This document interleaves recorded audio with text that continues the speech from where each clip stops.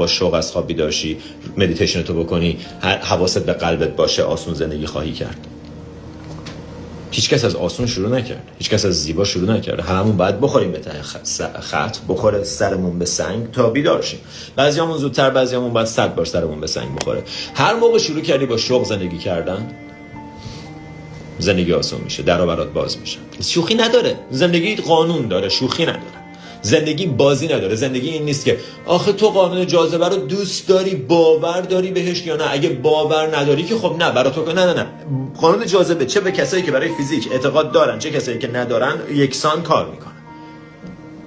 قانون جذب، قانون این که تو هم فرکانس احساس خودت رو بیشتر دریافت خواهی کرد، چه بخوای چه نخوای کار میکنه. میتونی ازش خوب یا بد استفاده کنی. مولانا میگه گر به فهم آیی آن ایوان توست،